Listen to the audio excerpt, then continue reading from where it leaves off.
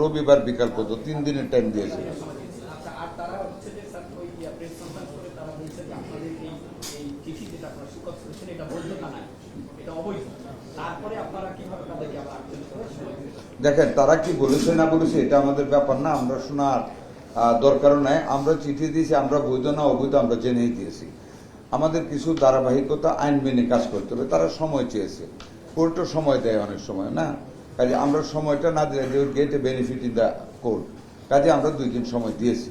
কাজে আমরা আমাদের আইনানুগভাবে আমরা অলওয়েজ আমাদের on the basis of the advice from our lawyers, আমাদের অনেক উঁচু মানের লয়ারদের সাথে আলাপ করে আমরা অত্যন্ত সুস্থিরে টু ডু সামথিং ইফেক্টিভ আমরা সামনের দিকে এগিয়ে যাচ্ছি।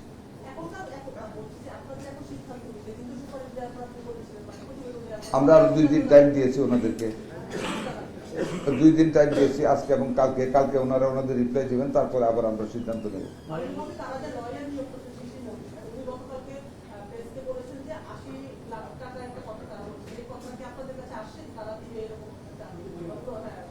আমি আসলে কিছুই জানি না, একটু শুনলাম আপনার কাছে, এটা আমরা জানি না কার আমাদেরকে কি ক্ষতিপূরণ দেবে এটা। It is the matter in between the deceased and the hospital, nothing with the ministry. আমরা মিনিস্ট্রি আমরা দেখবো আমাদের আইনানুগভাবে আমাদের পারমিশনের সাথে কি কি ব্যত্যয় ঘটেছে, কি অপরাধ করেছে, we will go to take action against them. কাজে ওনারা কারে কি ক্ষতিপূরণ দিল দ্যাট ইজ নট আওয়ার লোক।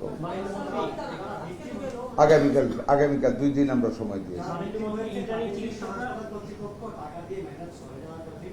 ওই জিনিসটা এখানে আমরা আলাপই করতে চাই না, ওইটা তাদের ব্যাপার। We are not manage, they are manage manly. আমরা আমাদের অবস্থানে ইনশাল্লাহ ঠিক আছি। It is a government with a difference. এই গভর্নমেন্ট আমরা সততার ভিত্তিতে ন্যায়নিষ্ঠভাবে দেশের জন্য কাজ করি।